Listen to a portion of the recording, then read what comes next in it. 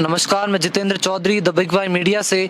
आज हम मौजूद है जोधपुर लोकसभा क्षेत्र। किसका पलड़ा कितना यहाँ भारी है? क्या कांग्रेस जो एक नया ट्रायल उन्होंने खेला है उसमें सही साबित होंगी? करण सिंह उचाड़ा क्या बाजी मार सकते हैं या केंद्रीय जल शक्ति मंत्री गजेंद्र सिंह शेखावत फिर से यहाँ चुनाव जीतने में कामयाब होंगे?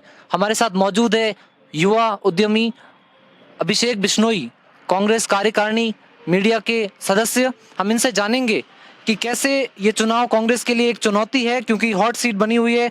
बड़े जल शक्ति मंत्री यहाँ से प्रत्याशी हैं, बड़े बड़े स्टार्स यहाँ पर उनके प्रचार में आएंगे। इस चैलेंज को वो कैसे लेते हैं, क्या उनकी रणनीति रहेगी और ये चुनाव कैसे वो आगे बढ़ेंगे इस चुनाव के लिए और प्रचार प्रसार के लिए?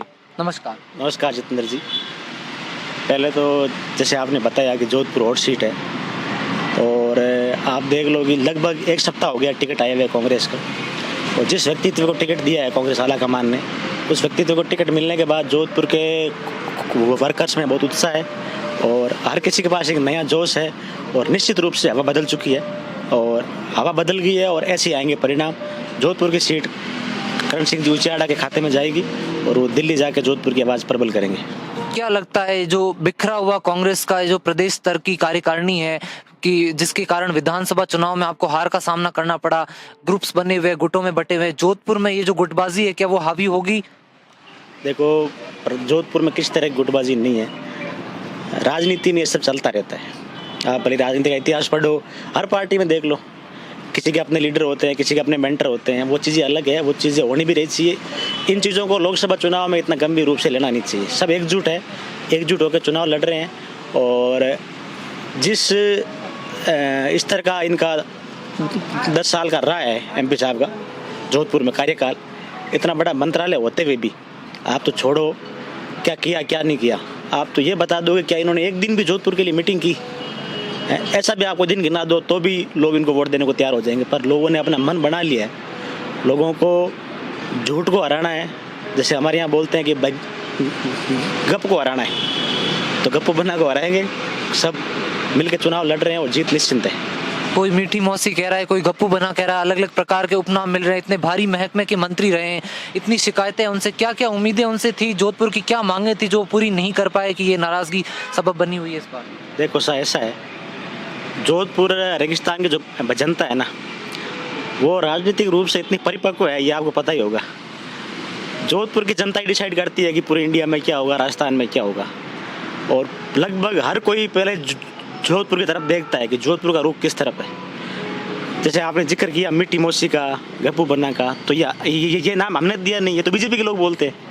आप देखो ये हालात है, हर जगह ये जहाँ जा रहे हैं वहाँ बीजेपी के लोग विरोध कर रहे हैं। हम तो विरोध करेंगे, वो अलग बात है, विपक्षी पार्टी है। बीजेपी के लोग ही मीठी मौसी बोल रहे हैं क्योंकि जो लोगों को उम्मीद थी इनसे वो उन्होंने नहीं पूरी की। बीजेपी का कार्यकर्ता हताश है और मुझे आप लिख के ले लो, बीजेपी के लोग हमें वोट देंगे कांग्रेस को। जोधपुर में ये हालात है, तो ये उन्होंने अपने आप किया है। भाई आप एक बार किसी को हवाबाजी करके एमपी बन सकते हो, अगली बार तो लोग रिपोर्ट कार्ड ही देखेंगे ना, तो रिपोर्ट कार्ड लोगों के सामने है। इतना कॉन्फिडेंस में आप हैं, इतने बड़े मंत्री हैं, 3.5 लाख करीब वोटों से वो पिछले चुनाव को जीते हैं। विरोध तो पिछली बार भी था, मुख्यमंत्री, पूर्व मुख्यमंत्री के बेटे उनके सामने चुनाव मैदान में थे, वो तक चुनाव हार गए। इस चुनाव को क्या आप बिल्कुल भी चैलेंज के रूप में नहीं ले रहे? देखो साहब, कितने बड़े मंत्री हो, आम जनता होती है ना, वो सबसे बड़ी होती है। उन्होंने जो दिमाग में ठान लिया वो ठान लिया। उनको ये एहसास हो गया है कि जोधपुर की आवाज़ दिल्ली में मजबूत नहीं है। आप पिछले 8-10 साल का कार्यकाल देख लो, शेखावत साहब ने अपने ही विधायकों को वीक करने का काम किया है। ये तो अंदरूनी राजनीति में बिजी हो गई। इतना बड़ा मंत्रालय आपके पास, जोधपुर किसानों का क्षेत्र है और इनके पास वो मंत्रालय था कि ये किसानों की समस्या दूर करने के लिए कोई मीटिंग लेते। आपने किसानों की आय डबल करने का वादा किया है, 2022 तक डबल हो जाएगी, हुई क्या? ठीक है, क्योंकि इनका सिर्फ जुमलेबाजी की राजनीति है। कल इन्होंने एक स्पीच में जिक्र किया, आपने सुना होगा कि गांव क्षेत्र के विकास को छोड़ो, पहले भारत का विकास होना चाहिए। ये कैसी राजनीति है? गांव क्षेत्र से तो इंडिया बना है, भारत बना है। तो ये साफ झलक रहा है कि उनकी हताशा जो स्पीच में दिख रही है आजकल, तो हार का डर है। और हम तो निश्चिंत हो गए। अब 1 हफ्ता हुआ है, फील्ड में पता लग गया, जनता ने आश्वासन दे दिया है युवाओं को, युवा साथ है, किसान साथ है, और जोधपुर तो हम लेके पड़ेंगे। विधानसभा चुनाव के समय ये सुनने में आया था कि अंदर खाने कांग्रेस के जो प्रत्याशी हैं, मीना कंवर है, उमेश सिंह जी है, उनके और गजेंद्र सिंह जी के कुछ संबंध है जो इस लोकसभा चुनाव में भी असर कर जाए। देखो सर, आपकी पार्टी से किसी के कोई संबंध हो तो आप उनसे पूछो, उनके संबंध किससे है किससे नहीं है। मुझे नहीं लगता कोई आदमी इतना बड़ा होता है कि वो लोगों को इन्फ्लुएंस करे। कितने संबंध बना लो, वो अपने निजी हित के लिए बनाते हैं। जोधपुर की जनता, अगर आप आए हो जोधपुर घूमना, आपको पता लग जाएगा कि संबंध आप छोड़ो तो बीजेपी के खुद के विधायक है ना, वो उनके लिए प्रचार नहीं कर रहे। बीजेपी के जो आम कार्यकर्ता है, रोज फोन आ रहे हैं हमारे पास कि साहब आपके साथ हैं, आपको ही वोट देंगे, उचाटा साहब को ही वोट देंगे, कांग्रेस पार्टी को वोट देंगे इस बार हैं। तो ऐसा क्या है, चलो भाई एमपी छोड़ो, मंत्री छोड़ो, आप तो बीजेपी के लीडर थे ना, बीजेपी के लोग ही आपसे नाराज है। बाबू सिंह जी के अलावा कोई और विधायक आप बार बार कह रहे हैं कि बीजेपी के विधायक? तो बाबू सिंह जी तो आ गए सामने और आ नहीं पाए।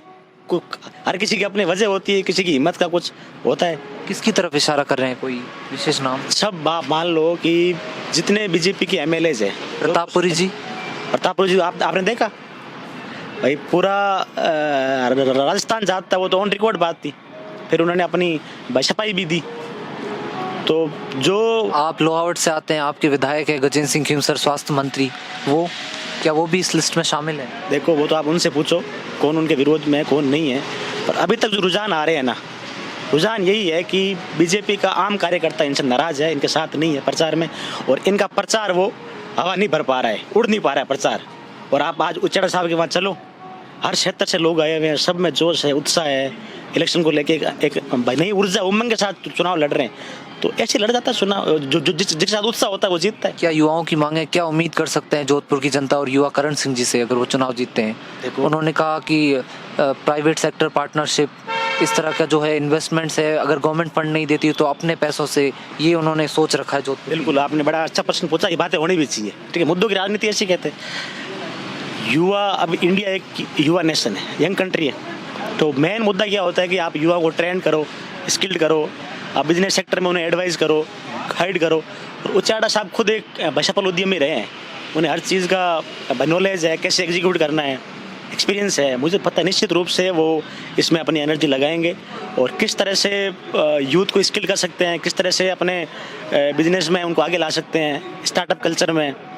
तो 1000 तरीके की मांगे हैं और युवाओं की मेन मांग जो होती है रोज़गार होती है। तो रोज़गार देने के लिए, स्किल करने के लिए आदमी परफेक्ट है, और इसी के कारण भी लोग, आज जो युवा है ना, इनसे जुड़ रहा है। उम्मीद लगाए बैठे हैं कि एक अच्छे बिजनेसमैन है, सफल उद्यमी है, तो निश्चित रूप से इनका दिमाग इस चीज़ पे आगे बढ़ेगा। हम जीतने के बाद इस पर काम करेंगे। जातीय फैक्टर इंडिया में हर जगह पे बहुत हावी रहता है चुनाव के समय, विशेषकर ग्रामीण क्षेत्रों में। क्या जातीय फैक्टर रहेगा इस बार जोधपुर लोकसभा? एक ही जातीय फैक्टर है, गजेंद्र सिंह शेखावत जी को हराना है। सारे समाज एक है, और आप गाँव ढाणियों में घूमिए, लोगों की राय जानिए। किसान नाराज है, युवा नाराज है, इनके एटीट्यूड से, इनके व्यवहार से। हाल ही में एक बिश्नोई समाज का आरक्षण को लेके मामला ओबीसी में सम्मिलित करने के लिए, और चूंकि ये यहाँ के एमपी है तो इनसे मिलना पड़ेगा, और किससे मिले समाज। बहुत बड़ा कास्ट फैक्टर बिश्नोई समाज का रुख किस तरफ होगा इस बार? बिश्नोई समाज समर्थन रूप से 100% कांग्रेस पार्टी के साथ है, क्योंकि आज तक जो बिश्नोई समाज को दिया है वो कांग्रेस पार्टी ने दिया है। भले मुख्यमंत्री दिए हो, भले मंत्री दिए हो, भले बिश्नोई समाज को स्टेट में ओबीसी में शामिल करना हो, और बीजेपी ने हमेशा बिश्नोई समाज को नाराज़ किया है। हाल ही में जो ओबीसी आरक्षण का मुद्दा हुआ, उसमें जो शेखावत साहब का रुख था, वो अपनेपन का रुख नहीं था, अपनेपन का रवैया नहीं था। इन्होंने लोगों को निराश किया, ठगा है। और अभी उन्होंने कहा था कि लोकसभा चुनाव से पहले बिश्नोई समाज को ओबीसी में शामिल कर लिया जाएगा। अभी कल आचार संहिता लग रही है, शामिल तो नहीं हुए ना, तो अब इतने लोग इतने तो कहेंगे अब इतना डपोड़ कौन लोग, सब समझ गए, सब समझ गए। कहे जो इलेक्शन आने दो, बसीट बोला था।